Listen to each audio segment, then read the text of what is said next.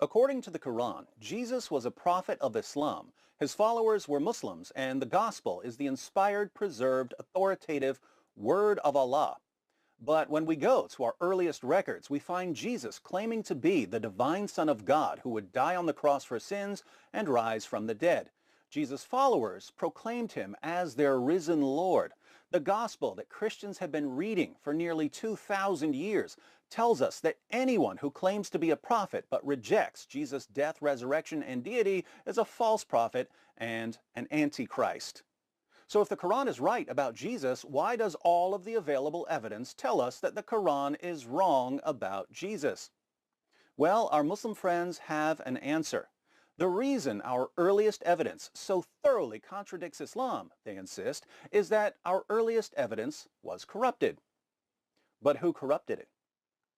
Notice that their options here are quite limited. Muslims can't blame Jesus for corrupting the evidence, since Jesus was a Muslim prophet according to the Quran. Nor can they blame Jesus' original disciples for corrupting the evidence, since Jesus' original disciples were devout Muslims according to the Quran. So they need a villain who wasn't Jesus or one of his original disciples, but who was still powerful enough to corrupt Christianity in the first century.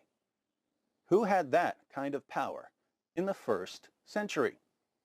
The only name that Muslims have been able to come up with here is Paul. So if you've ever wondered why Muslims spend so much time attacking Paul, it's not because Paul is somehow especially untrustworthy or controversial. It's because they have no one else to blame for Muhammad's abundant historical blunders. But there's a problem here. It only makes sense to blame Paul for all of the evidence that contradicts Muhammad's claims if Muhammad is significantly more reliable than Paul. If Muhammad is less reliable than Paul, it makes no sense to point a finger at Paul whenever Muhammad gets something wrong. In other words, if I catch person A making numerous false statements and I ask him how I can trust him when he's making so many false statements, and he says, it's person B's fault. He corrupted all of the evidence and made my statements seem false. But person B turns out to be far more trustworthy than person A, it becomes impossible to take person A seriously.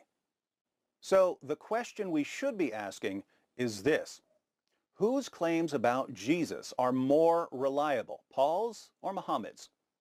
In this series, I'm going to offer a few reasons to trust what Paul says about Jesus over what Muhammad says about Jesus. And when I say a few reasons, I mean 25 of them. Some of these reasons, taken individually, wouldn't be enough to reject what Muhammad says. But when we consider all of the reasons together, it's pretty clear that Muhammad's claims about Jesus are about as reliable as a CNN special on the origins of Islamic terrorism.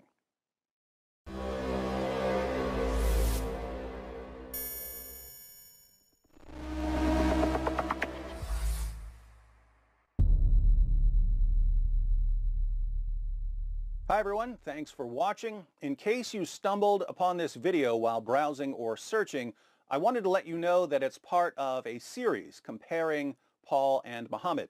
So if you'd like to see the full series, be sure to click on the playlist. If you're already in the playlist, you're about to see that we have much earlier records for Paul's life than for Muhammad's life.